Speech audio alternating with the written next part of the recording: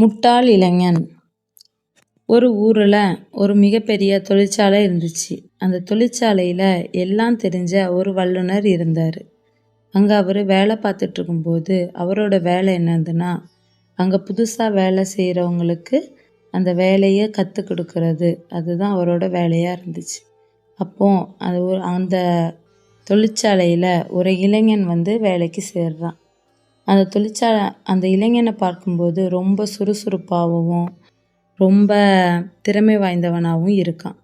அப்போது அந்த வல்லுநர்கிட்ட அவன் தொழில் படிக்கிறதுக்கு போகிறான். தொழில் படிக்கும்போது அந்த இளைஞனை பார்த்து அந்த வல்லுனர் 2 விஷயம் சொல்லி கொடுக்குறாரு. நீ வாழ்க்கையில் முன்னேறதுக்கு இந்த 2 வழிமுறையை கடைப்பிடிச்சிட்டனா நீ வாழ்க்கையில் முன்னேறலாம் அப்படின்னு சொல்கிறாரு. அப்போது அந்த இளைஞனும் அது என்ன வழிமுறை சொல்லுங்க அப்படிங்க. அதுக்கு அவர் சொல்லுகாரு, நீ அதிகமாக பேசக்கூடாது யாருக்கிட்டேயும். அதிகமான பேச்சு உன் வேலையை சிதற வெடிக்கும். 2வது, உனக்கு உன் தகுதி இதுதான், நான் இந்த வேலை தான் பார்ப்பேன், சின்ன வேலை பார்க்க மாட்டேன் அப்படின்னு நீ எதுவுமே சொல்லக்கூடாது. உனக்கு இந்த தொழிற்சாலையில் தெரியாத வேலையே இருக்கக்கூடாது. நீ எல்லா வேலையுமே கற்று இருக்கணும். இது சின்ன வேலை நான் செய்ய மாட்டேன், இது பெரிய வேலை நான் செய்ய மாட்டேன் அப்படின்னு இருக்கக்கூடாது. எல்லா வேலையுமே நீ தெரிஞ்சுக்கிட்டனா அது உன் பிந்தைய காலத்துக்கு அது மிகவும் உதவும் அப்படின்னு சொல்லுவார். அப்படி நாட்களும் போயிட்டே இருக்குது. 10 வருஷம் கழிஞ்சாச்சு. அந்த வல்லுனர் ரிட்டையர்ட் ஆகக்கூடிய காலம் வந்தாச்சு. ஒரு நாள் அந்த இளைஞனை பார்க்குறாரு. அவனே இருக்கிறான். அவர் ரிட்டையர்ட் ஆகுறாரு. ரிட்டையர்ட் ஆகி நிறைய நாள் ஆகுது. ஒரு நாள் அந்த வல்லுனரை பார்க்கறதுக்கு அந்த இளைஞன் போகிறான். அந்த வல்லுனர் இளைஞரை நோட் பண்ணுவார். நோட் பண்ணும்போது அவனோட மிந்தி இருந்த சுறுசுறுப்பும் அந்த திறமையும் எதுவுமே இல்லாமல் அவன் ரொம்ப சோர்வாகவே இருக்கான். அந்த வல்லுனர் கேட்குறாரு, ஏன் நீ இப்படி சோர்வாக இருக்க, நீ பழைய மாதிரியே இல்லையே அப்படின்னு கேட்குறாரு. அதுக்கு அந்த இளைஞன் சொன்னானா, ஆமாம், நான் இவ்வளோ நாள் இந்த தொழிற்சாலையில் எல்லா வேலையுமே நான் செய்கிறேன். ஆனால் எனக்கு ஒரு பதவி உயர்வு கூட இல்லை.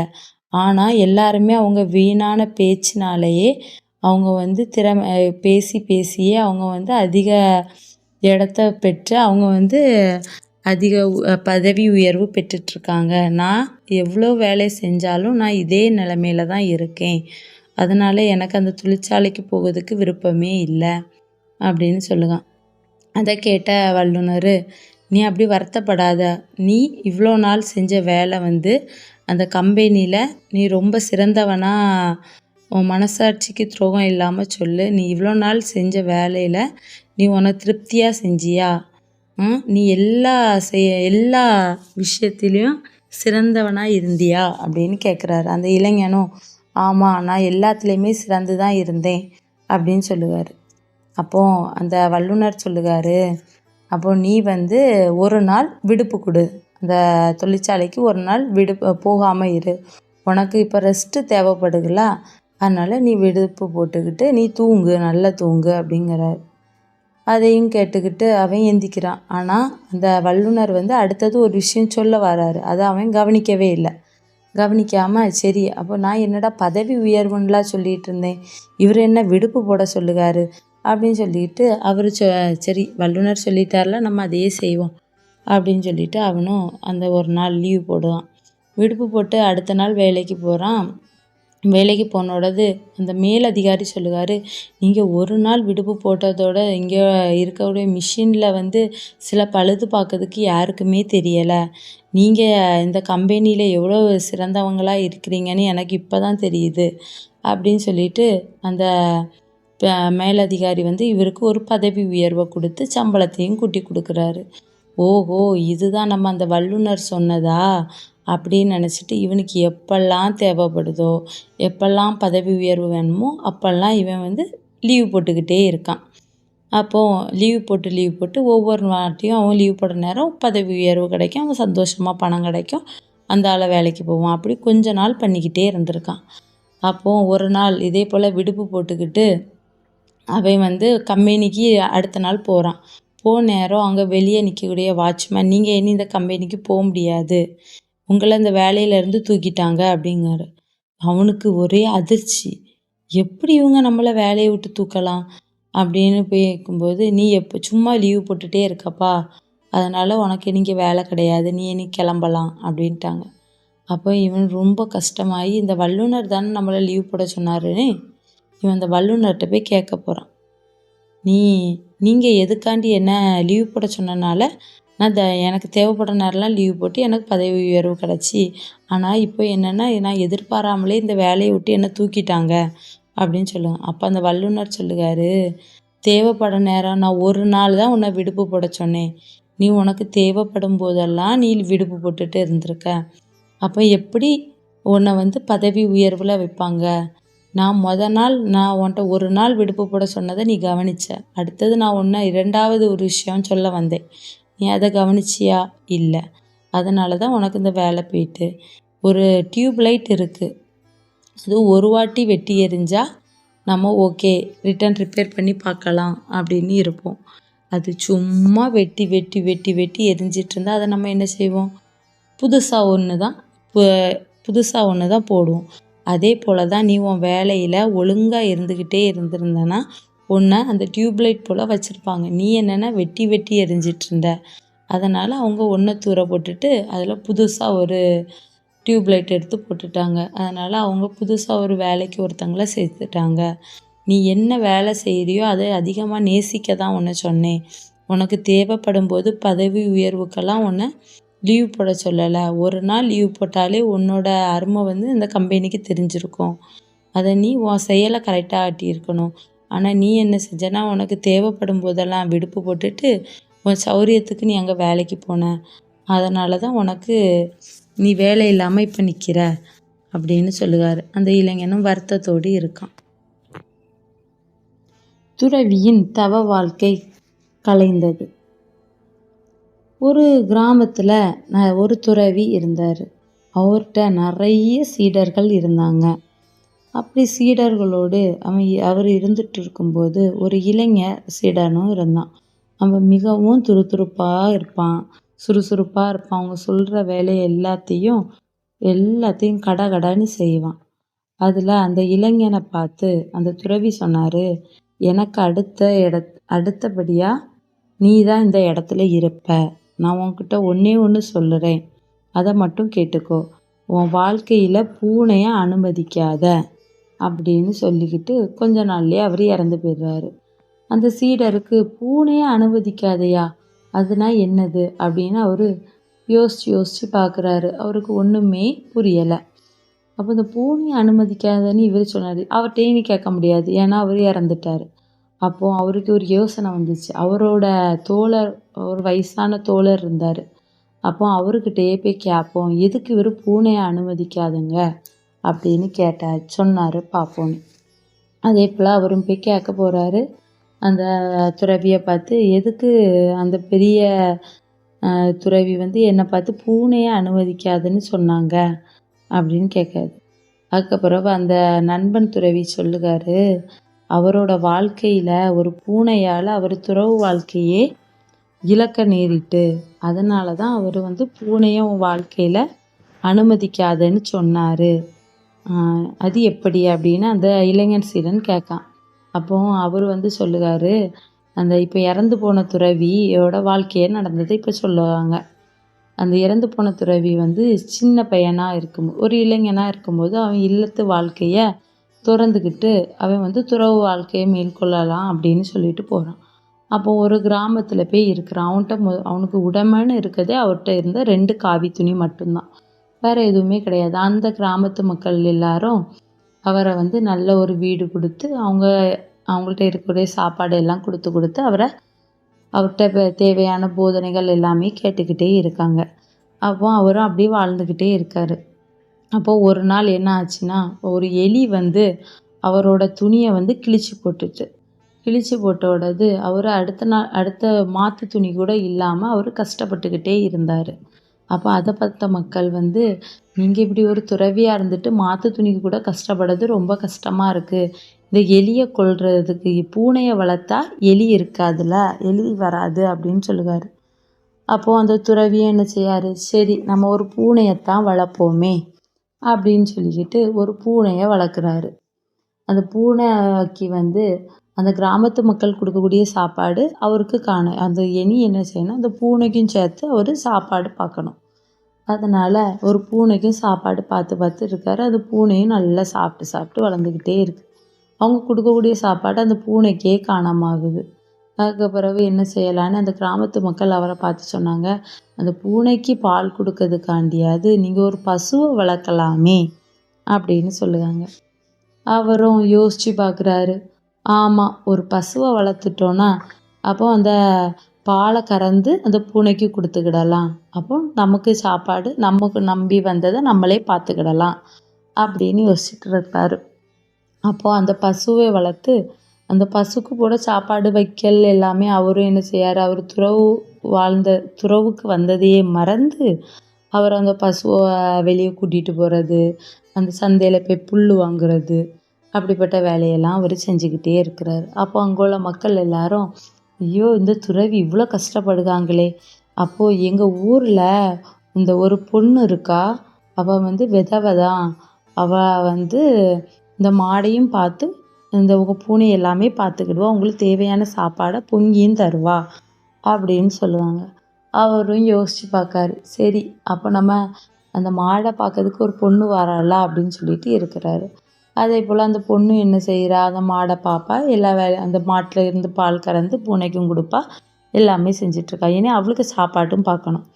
அவள் சாப்பாட்டுக்கு என்ன செய்கிறான்னா, அவர் அந்த துறவி இருந்த வீட்டுக்கு பக்கத்தில் கொஞ்சம் இடம் கிடக்கு. அதில் வந்து அவன் நெல்களை வந்து விதைச்சி அவன் நெல் வந்து அறுவடை செஞ்சு எடுத்துகிட்ருக்கா. அப்போ அந்த துறவி என்ன செய்யார், அவன் நமக்கும் சேர்த்து தானே சாப்பாட்டுக்கு கஷ்டப்படுகா, அப்போ நம்மளும் சேர்ந்து அந்த வேலையை செய்யலாமேன்னு அவரும் சேர்ந்து நெல்லை அறுக்கிறாரு. நெல்லை அறுத்து அவங்களே சமைச்சி சாப்பிட ஆரம்பிக்கிறாங்க.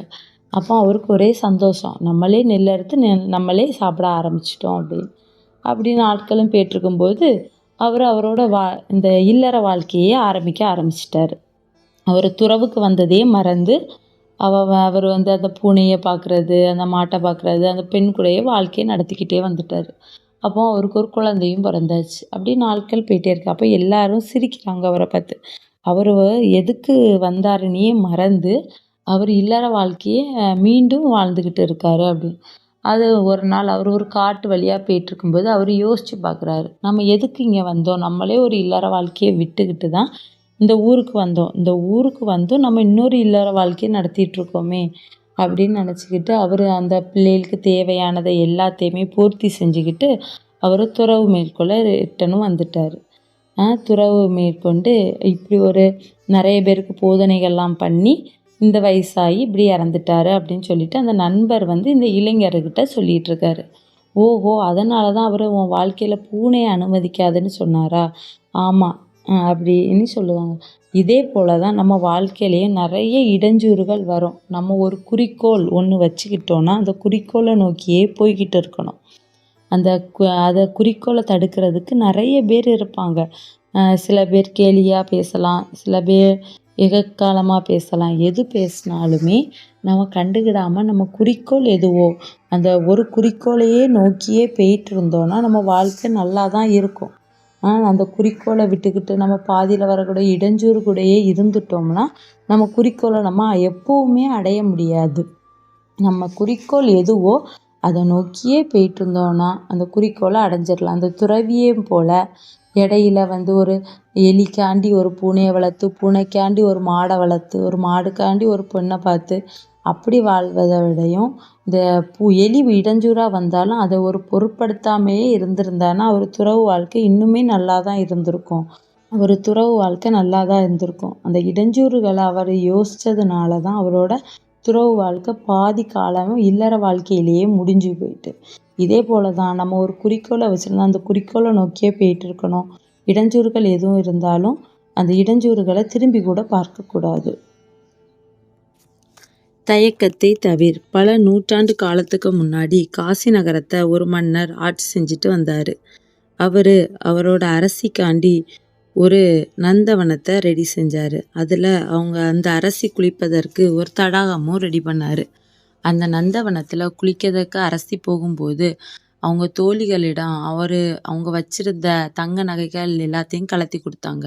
அதுல ஒரு முத்து மாலையும் போனது. அந்த முத்து மாலை வந்து அவங்க பரம்பரையா அவங்க வந்து காலம் காலமாக ஒவ்வொரு அரசிகளும் வச்சிட்டு இருக்கக்கூடிய முத்து மாலை. அந்த முத்து மாலையும் அவங்க தோழிட்ட கழட்டி குடுத்துக்கிட்டு அவங்க குளிக்கிறதற்கு நந்தவனத்துக்கு போனாங்க. அப்போ அந்த தோழி வந்து என்ன செய்றான்னா, அந்த தங்க நகைகள் எல்லாத்தையும் ஒரு பெட்டிக்குள்ள வச்சுக்கிட்டு, ஒரு மரத்துக்கு அடியில இருந்து தூங்க ஆரம்பிச்சுட்டா. தூங்கும்போது திடீர்னு எந்திரிச்சு பார்க்கும்போது, அந்த தங்க நகைகள்ல அந்த முத்து மாலைய மட்டும் காணல. அந்த முத்து மாலைய அப்ப யாரோ எடுத்துட்டாங்கன்னு அவ திருடன் திருடன்னு சத்தம் போட ஆரம்பிச்சுட்டா. அப்போ அங்க இருந்த காவலாளிகள்லாம் ஓடியே வந்து, அங்க தொலைவுல ஒரு இளைஞன் ஓடிக்கொண்டுட்டே இருந்தான். அந்த இளைஞன கூட்டிட்டு வந்து அந்த அரசவருக்கு முன்னாடி நிக்க விட்டுட்டாங்க. நிக்க விட்ட பிறகு அவன் நான் திருடலன்னு சொல்ல ஆரம்பிச்சான். இல்ல நீ தான் திருடியிருப்ப அப்படின்னு சொல்லும்போது, அவன தலைகீழ கெட்டி தொங்க விடுங்க அப்படின்னு அரசர் வந்து ஆணையிட்டாரு. தலைகீழ தொட்டி அடிக்கும்போது தொங்க விட்டு அடிச்சுட்டே இருந்தாங்க. அப்போ அவர் சொன்னாரு, நான் அந்த நகைய திருடி எங்க ஊர்ல ஒரு சந்திரன்னு ஒரு ஆள் இருக்காரு. ஒரு வியாபாரி. அவர்கிட்ட குடுத்துட்டேன் அப்படின்னு சொன்னாரு. எல்லாரும் அவர் இருந்த கிராமத்துல அந்த சந்திரன் வியாபாரிய தேடி எல்லாருமே போய் பார்த்தாங்க. பார்க்கும்போது அந்த வியாபாரி கிடைச்சாரு. ஆனா அவருக்கு வீட்டுல முத்து மாலை இருக்கான்னு தேடி பார்க்கும்போது அந்த முத்து மாலை இல்ல. ஒரு ரசீது மட்டும் இருந்துச்சு. ஒரு கடையோட ரசீது இருந்திருக்கு. அந்த ரசீத எடுத்துக்கிட்டு அந்த அரசர்கிட்ட கொண்டு வந்து குடுத்தாங்க. அப்போ இவன் வந்து முத்து மாலைய இந்த பேர்ல இருக்கக்கூடிய கடை வியாபாரிட்ட தான் வித்துட்டான் அப்படின்னு நினைச்சுக்கிட்டு அந்த ரசீது இருந்த கடை வியாபாரியும் கூட்டாங்க.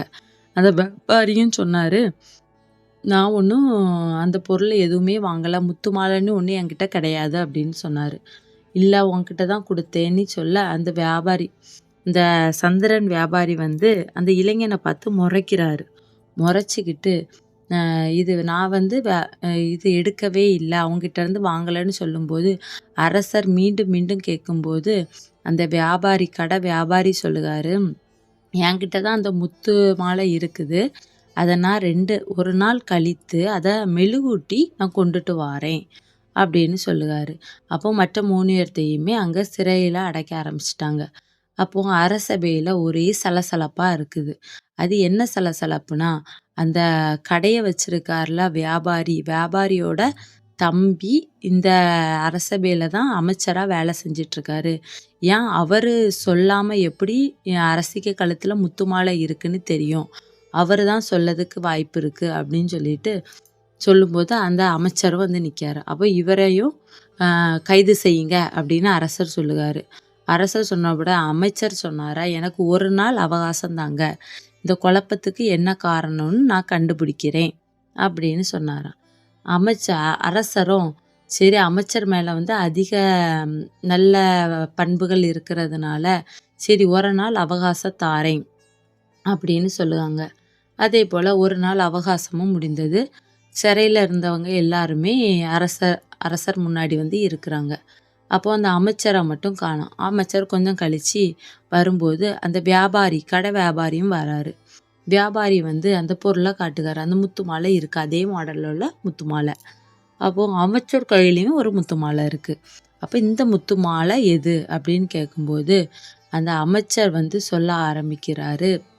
இந்த முத்து மாலை வந்து அந்த இங்கே யாரோட நான் கையில வச்சிருக்க முத்து மாலை தான் அரசியோட முத்து மாலை அப்படின்னு சொல்லுவாரு. அப்ப எல்லாருக்குமே அதிர்ச்சி. அது எப்படி?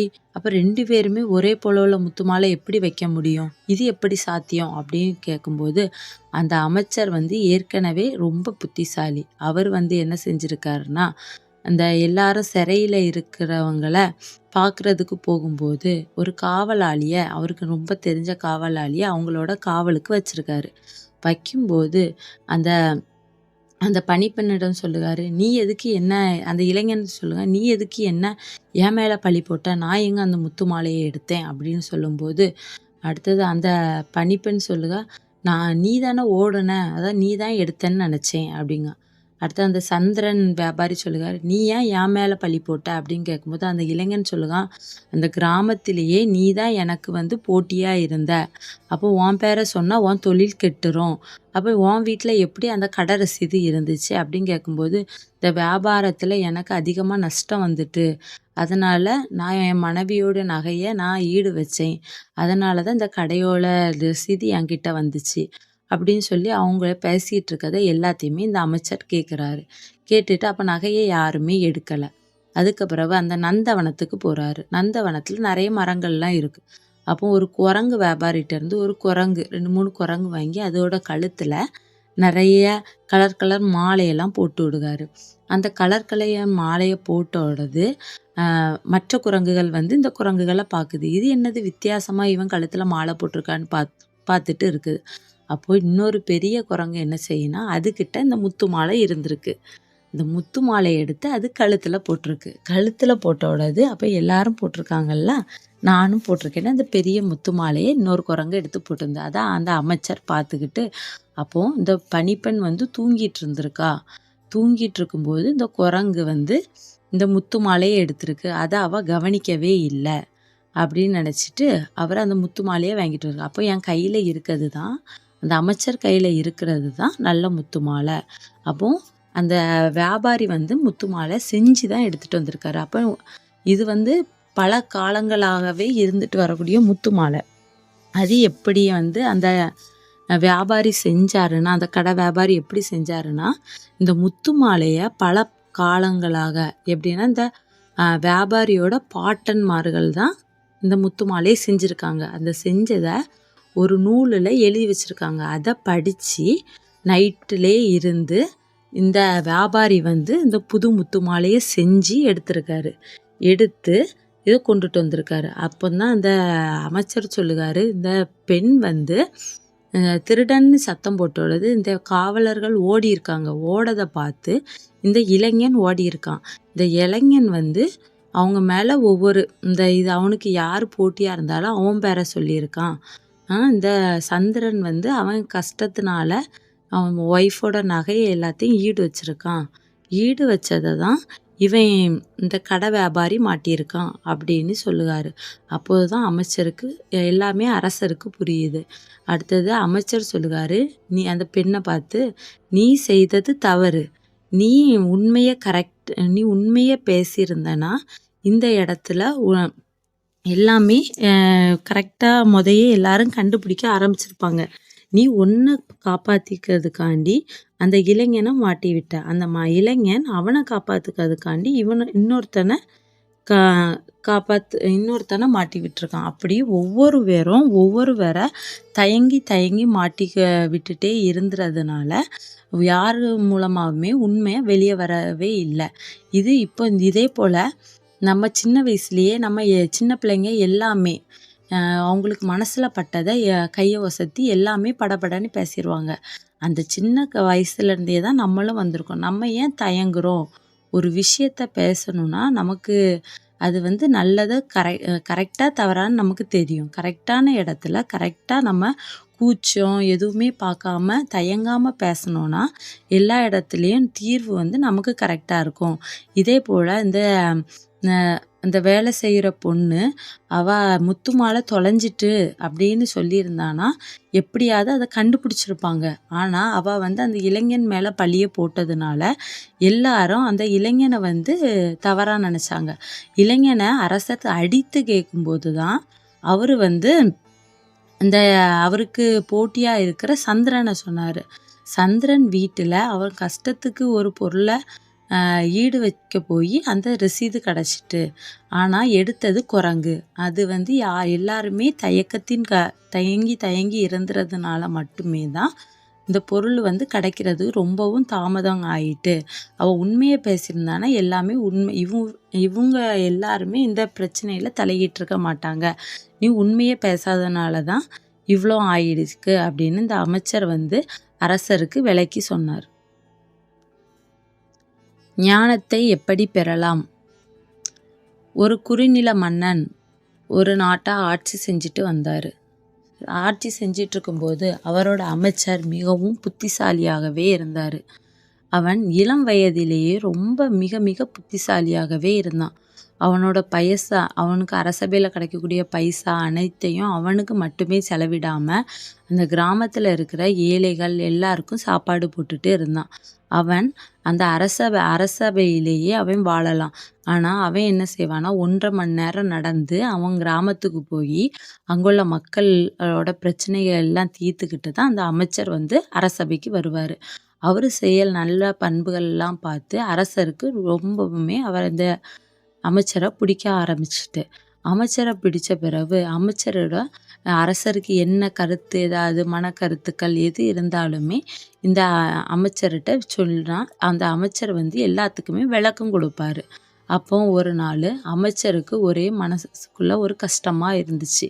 அந்த மனக்கசப்ப அந்த அமைச்சர்கிட்ட அந்த அரசர் சொல்ல ஆரம்பிச்சாரு. இந்த நெறைய கிராமத்து இருக்கு. இந்த கிராமத்துல ஒவ்வொரு அரசரும் வேலை செஞ்சுக்கிட்டு இருக்காங்க. வேலை செய்யும்போது அவங்க வந்து பெரிய பெரிய அரசபைகள உருவாக்குறாங்க. ஆனா எனக்கும் இந்த அரசபைகள உருவாக்கணும்னு ரொம்ப நாள் ஆசை. ஆனா நான் என்ன செய்றேன், என்னால ஒரு நாளும் பெரிய பெரிய அரசபைகள உருவாக்க முடியல. என் மக்களெல்லாம் நான் நல்லா தான் பார்க்குறேன். ஆனா ஒரு நாளும் என்னால அவங்களோட மனச புரிஞ்சு என்னால பெரிய அரசவைகள உருவாக்க முடியாம போயிருமோன்னு எனக்கு பயமா இருக்கு. என் ஆசைகள் கனவாகவே போயிருமோன்னு பயமா இருக்கு அப்படின்னு சொல்லுவாரு. அப்போ அந்த அமைச்சர் சிரிச்சுக்கிட்டு சொன்னாராம், நானும் இப்படிப்பட்ட மனநிலையில தான் இருந்தேன். இப்பந்தான் என் மனநிலைகள் மாறி நான் இப்பதான் தெளிவான குறிக்கோள அடைஞ்சிருக்கேன். அதனால தான் நான் எப்பவும் தெளிவாகவே இருக்கேன் அப்படின்னு சொல்லுவாரு. அப்போ அவரு எப்படி தெளிவடைஞ்சாரு அதுக்குன்னு ஒரு கதைய சொல்லுவாரு அரசர்ட்ட. இந்த அமைச்சர் வந்து சின்ன வயசுல அவங்க தாத்தா கிட்டயே இருந்து வளர்ந்திருக்காரு. அவங்க தாத்தா வந்து ஒரு ஆன்மீகவாதி. ஆன்மீகவாதின்னா ஆன்மீகத்தை பத்தி சொற்பொழிவாற்றுவாரு. சில கோயிலுக்கு போய் சாமி கும்பிடுவாரு. அங்க இருக்கவங்கள்ட்ட நிறைய ஆன்மீகத்தை பத்தி சொற்பொழிவாற்றுவாரு. அப்படி அவரோட வாழ்க்கை நடந்துக்கிட்டே இருந்திருக்கு. அப்போ இந்த அமைச்சரும் சின்ன பையனா இருந்து துருதுருன்னு இருப்பார். அவங்க தாத்தா பேசுறக்கூடிய சொற்பொழிவுகளெல்லாம் கேட்டு கேட்டு இவனும் ஆன்மீகத்தில் வந்து அதிக சொற்பொழிவு, யார் ஆன்மீகத்தை பற்றி பேசினாலும் இவரோட குரல் தான் ஒசந்து இருக்கும். அந்த லெவலுக்கு அவர் வந்து ரொம்ப சிறந்தவராக இருந்தார். அப்படி ஒரு நாள் அந்த ஆன்மீகவாதிகள் நிறைய பேர் அந்த கிராமத்தில் இருந்தாங்க. அவங்க எதை பற்றி பேசினாலும் அவங்க வந்து பேசுறது வந்து அந்த ஞானத்தை பற்றி தான் பேசுவாங்க. அந்த ஞானத்தை பற்றி பேச ஆரம்பிச்சிட்டாங்கன்னா அதிகமாக பேச ஆரம்பிப்பாங்க. அவங்க வந்து பேசுறது மட்டுமே இருக்குமே தவிர அந்த ஞானத்தை நீங்கள் அடைஞ்சிருக்கீங்களான்னு கேட்டால் யாருக்கிட்டேயுமே பதில் இருக்காது. அப்போ இந்த ஞானத்தை எப்படி அடையலாம் அப்படின்னு யோசிக்கும்போது அவன் நிறைய ஆன்மீகவாதிகிட்ட சொற்பொழிவாற்றுவான், கேட்பான். ஆனால் அவனுக்கு வந்து அந்த ஒரு திருப்தியே இல்லாமல் இருந்தான். அப்போ அந்த கிராமத்துக்கு ஒரு கௌரவ புத்தர் வராரு. அவர் வந்து ஞானத்தை பற்றி பேசிக்கிட்டு எல்லாருமே ஞானத்தை அடையலாம், ஆனால் எல்லாரும் ஞானத்தை அடையலான்னு சொல்லும்போது இந்த இளைஞன் வந்து ஓடியே போய் அந்த அமைச்சர் சின்ன வயசுலலாம் இருக்காரு, அவரு போய் கேட்குறாரு, அப்போ ஞானத்தை எல்லாருமே எப்படி அடைய முடியும்? எல்லாரும் ஞானத்தை அடையணும்னா எப்படி அடையிறதுக்கு? ஆனால் யாருமே இதுவரை ஞானத்தை அடைஞ்சது இல்லை. உங்களோட நிறைய சிஷ்யர்கள் இருக்கிறாங்க, ஆனால் யாருமே ஞானத்தை அடையலை. நீங்கள் மட்டும்தான் ஞானத்தை அடைஞ்சிருக்கீங்க, அது எப்படி அப்படின்னு கேட்கான்.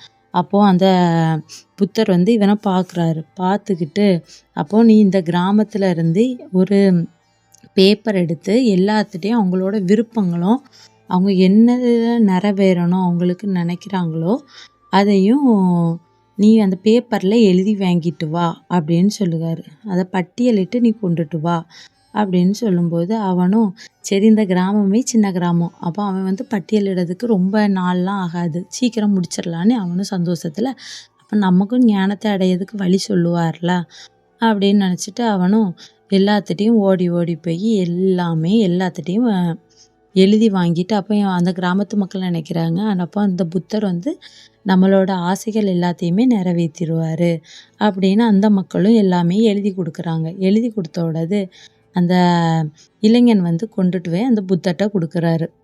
கொடுத்துட்டு இந்த இதில் எத்தனை பேர் ஞானத்தை அடையணும்னு தந்திருக்காரு சொல்லியிருக்காங்க சொல்லு அப்படின்னு சொல்லுவாங்க. அந்த பட்டியலை எடுத்து பார்க்கும்போது ஒவ்வொருத்தவங்களும் வீடு கட்டணும், எனக்கு நிறைய காசு வேணும், நிறைய தங்கம் கிடைக்கணும் அப்படி தான் எழுதியிருக்காங்களே ஒழிய யாருமே எனக்கு ஞானம் கிடைக்கணும்னு எழுதலை.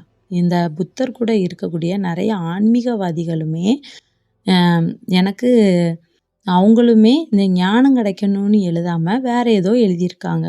அதனால அந்த புத்தர் சொன்னாராம், எல்லாருக்குமே தேவைகள் நிறைய இருக்கு. ஆனா யாருமே ஞானம் எவ்வளோ எப்படி இருந்தாலும் ஞானம் எல்லாருக்கும் கிடைக்கும். ஆனா நம்மளோட தேவைகள் அனைத்துமே வேற ஒரு குறிக்கோள் வச்சே இருக்கும். நம்ம குறிக்கோள் ஞானம் அப்படின்னு குறிக்கோள்லேயே இருந்தால் மட்டும்தான் அந்த ஞானம் நமக்கு கிடைக்கும்.